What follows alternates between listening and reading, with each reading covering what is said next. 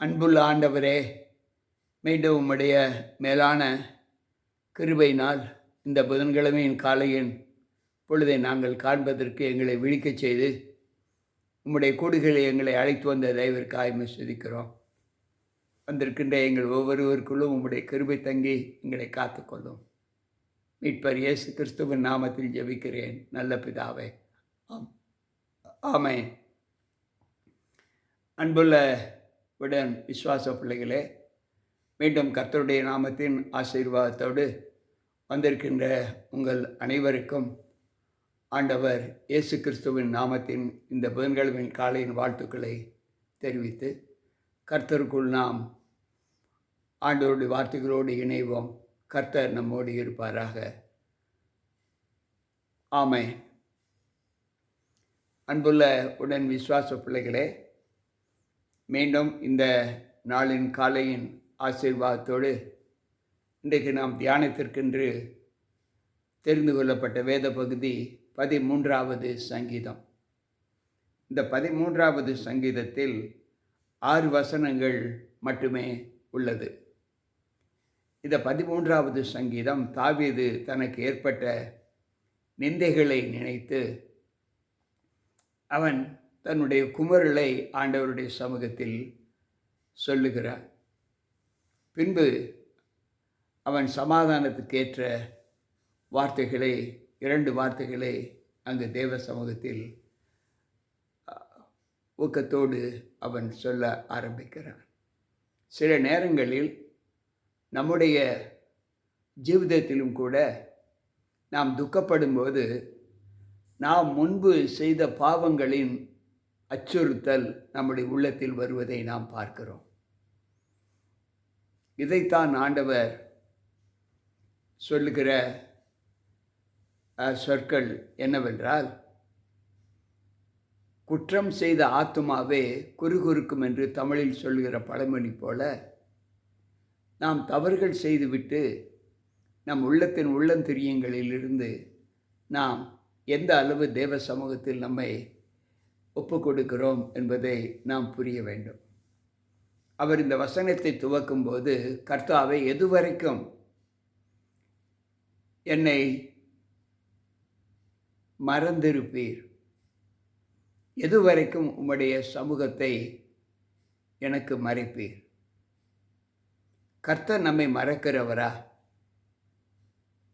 நிச்சயமாக இல்லை. சில வேளைகளில் சிலரை அவர் மறப்பார். நீ என்னால் மறக்கப்படுவது இல்லை என்று ஏசாயா 44:21 சொல்லுகிறது. எந்த நிலையிலும் ஆண்டவர் அவருடைய பிள்ளைகளை மறக்க மாட்டார்.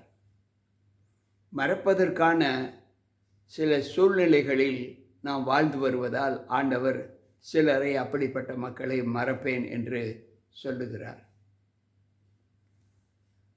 என் இருதயத்தில் சஞ்சலத்தையும் நித்தம் வைத்து எதுவரைக்கும் என் ஆத்துமாவில் ஆலோசனை கொண்டிருப்பீர்? எதுவரைக்கும் என் சத்துரு என் மேல் தன்னை உயர்த்துவான்? இன்றைக்கு ஆண்டவருடைய சமூகத்தில் நாம் படுகிற துன்பங்கள் பட்டக்காலிலே படும் கெட்டக்குடியே கெடும் என்று தமிழ் பழமொழி சொல்வதை நாம் கேட்டிருக்கிறோம். சில நேரங்களில் அப்படிப்பட்ட அனுபவங்களில் நாம் வாழ்வோம் என்றால் நாம் விரக்திக்கு உள்ளாவோம். நம்முடைய பாரங்களை நாம் சொல்ல ஆரம்பிப்போம். அதே போல தாவீது சொல்லுகிறார், என் தேவனாகிய கர்த்தாவே, நீர் நோக்கி பார்த்து எனக்கு செவி கொடுத்தருளும். நான் மரண நித்திரை அடையாதபடி என் கண்களை தெளிவாக்கும். கர்த்தாவே, இவ்வளவு துன்பங்களுக்கு மத்தியிலும் நான் செவி கொடுக்கிற, நான் பேசுகிற வார்த்தைகளுக்கு நீர் செவி கொடுப்பீர், செவி கொடுத்தருளும் என்று சொல்லுகிறார். எந்த நிலையிலும் நான் மரண நித்திரை அடையாதபடி என்னை காத்துக்கொள்ளும். மரணமே உன் கூறு எங்கே, பாதாளமே உன் ஜெயம் எங்கே, கிறிஸ்து எனக்கு ஜீவன், சாவு எனக்கு ஆதாயம் என்று பவுல் சொன்னது போல, இந்த நாளிலும் நாம் மரணத்திற்கு ஒப்பு கொடுக்கக்கூடிய ஒரு அனுபவத்தை பெற்றாலும் யோபு சொல்லுகிறார், மரணம் எனக்கு நேரிட்டாலும் நான் உம்முடைய நாமத்தை ரீகாரம் பண்ணுவேன் என்று சொல்லுகிறார். யோபு 13வது அதிகாரம் 15வது வசனத்திலே. சில நேரங்களில் ஆண்டவருக்குள் வாழ்கிற நாம் மரணத்தை கண்டு பயப்படக்கூடாது. பயப்பட வேண்டுமென்றால் நியாய தீர்ப்பை குறித்து மட்டுமே நாம் பயப்பட வேண்டுமே தவிர மரணத்தை குறித்து பயப்படக்கூடாது. ஏனென்றால் மரணம் நமக்கு அல்ல, மரணம் துன்மார்க்கருக்கு மட்டுமே. எழுந்திருக்காத ஒரு மரணம். என்னை விசுவாசிக்கிறவன் மரித்தாலும் பிழைப்பான் என்றுதான் வேதம் நமக்கு கற்றுக் கொடுக்கிறது. எனவே மரணமே நமக்கு ஆக்கினை தீர்ப்பாக வந்தாலும் அதற்கு என்ன காரணம்? நாம் செய்த தீமைகள் தான் காரணம் என்பதை நாம் உணர வேண்டும். வேதமும் அப்படித்தான் சொல்லுகிறது. அவனை மேற்கொண்டேன் என்று என் பகைஞன் சொல்லாதபடிக்கு நான் தள்ளாடுகிறதினால் என் சத்துருக்கள் களிகூறாதபடிக்கும் இப்படி செய்தருளும்.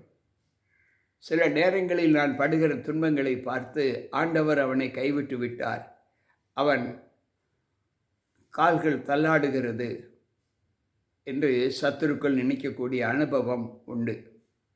இந்த நிலையில் நம்மை பார்த்து நமக்கு விரோதிகள், நம்முடைய விரோதிகள் களிகூறுவார்கள். இங்கே தாவீது சொல்லுகிறார், நான் உம்முடைய கிருபையின் மேல் நம்பிக்கை வைத்திருக்கிறேன், உம்முடைய இரட்சிப்பினால் என் இருதயம் களிகூறும் என்று சொல்லுகிறார். உம்முடைய இரட்சிப்பினால் என் இருதயம் களிகூறும். உம்மை நம்பினவனுக்கு ஒரு நாளும் ஆக்கினை தீர்ப்பு இல்லை. கர்த்தரை நம்புகிறவனும் செழிப்பான் என்று ஆண்டவர் நமக்கு சொல்லுகிறார். கர்த்தர் எனக்கு நன்மை செய்தபடியால் அவரை பாடுவேன் என்று இந்த 13வது சங்கீதத்தை முடிக்கிறார். அன்பு பிள்ளைகளை, என்ன நன்மை செய்ததார் என்றால், அவனுக்குண்டான அந்த குமரலின் சப்தத்தை கேட்ட தேவன் கடைசியில் அவனை விடுதலையாக்குகிறார் என்ற ஒரு அனுபவத்தை தாவீது அங்கு பெற்றுக்கொள்ளுகிறார்.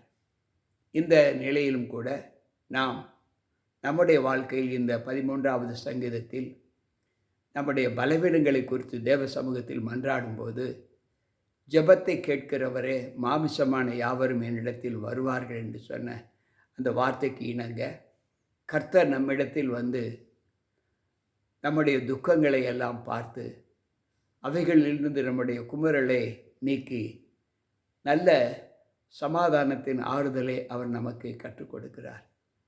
எரேமியா 31:11 சொல்லுகிறது, நான் உங்களை ரட்சிப்பதற்கும் உங்களை காப்பதற்கும் நான் உங்களோடு கூட இருப்பேன். அன்பு பிள்ளைகளே, இந்த வார்த்தைகளை ஆண்டவர் நமக்கு எப்படி சொல்லுகிறார் என்பதை நாம் யோசித்து பார்த்தால், தேவ சமூகம் நம்மை தேவனுக்குள் எந்த அளவு பலப்படுத்துகிறது. சிறுவேளை காக்கிறவர் உறங்குவதும் இல்லை தூங்குவதும் இல்லை என்று வேதம் நமக்கு கற்றுக் கொடுக்கிறதே. இந்த அனுபவத்திலே நம்முடைய வாழ்க்கை நாம் ஆண்டவருக்குள் எந்த நிலையில் நாம் ஈர்க்கப்பட்டு இருக்கிறோம் என்பதை சற்று யோசித்து பார்ப்போம். ஆண்டவர் சொல்லுகிற வார்த்தை இன்னும்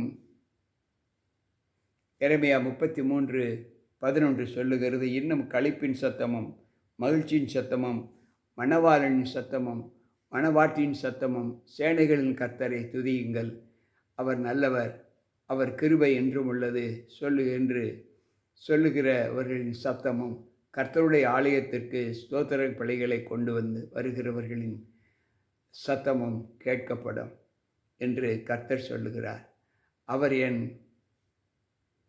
அவர்கள் முன்னிருந்தது போல் இருக்கும்படிக்கு தேசத்தில் சிறையிருப்பை திருப்புவேன் என்று கர்த்தர் சொல்லுகிறார். எனக்கு பிரியமான தேவ பிள்ளைகளே, நம்முடைய வாழ்க்கையில் நாம் எந்த அனுபவத்தோடு தேவ சமூகத்தில் நம்மை காத்து கொள்ளுகிறோம் என்பதை யோசித்து பார்ப்போம். எரேமியா 30:11 சொல்லுவதை நாம் வாசிப்போம் என்றால், அந்த எரேமியா 30:11 என்ன சொல்லுகிறது? தேவ சமூகத்தில் என்னை நோக்கி கூப்பிடுகிற ஒவ்வொருவருடைய சப்தமும் என் காதுகளில் தொனிக்கும். உன்னை ரட்சிப்பதற்காக நான் உன்னோடு இருக்கிறேன் என்று கர்த்தர் சொல்லுகிறார்.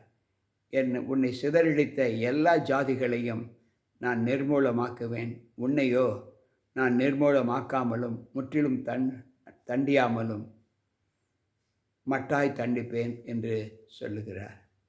எனக்கு பிரியமான தேவ பிள்ளைகளே, இந்த ஆறுதலின் இந்த வார்த்தைகளை தாவீது பெற்றுக்கொண்டு எப்படி அவர் தன்னுடைய பலவீனத்திலிருந்து தன்னை மீட்டு கொண்டார் என்கின்ற ஒரு மாற்றத்தை நாம் பார்க்கிறோம்.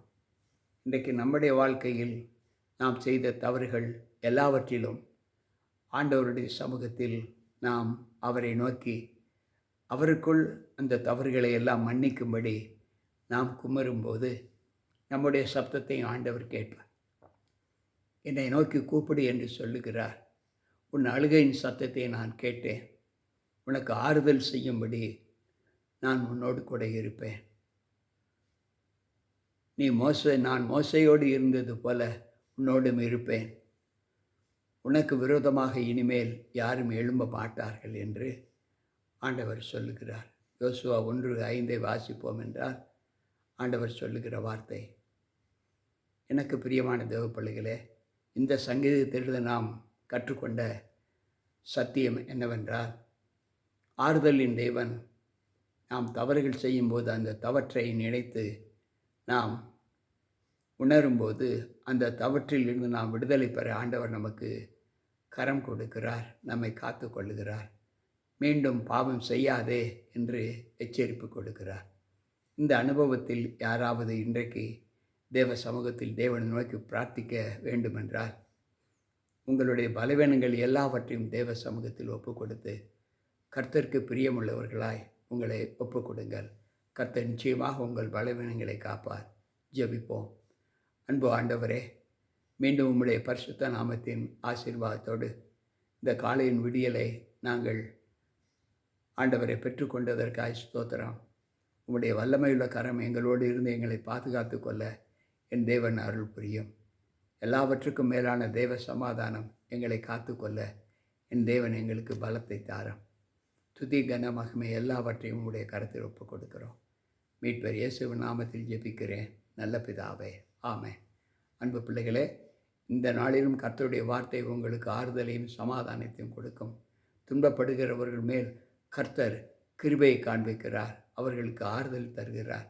அந்த ஆறுதலை கேட்டுக்கொண்டு இருக்கிற நீங்களும் பெற்றுக்கொள்ளும்படி தேவ கிருபை உங்களை ஆட்கொண்டதற்காக ஸ்தோத்திரம்.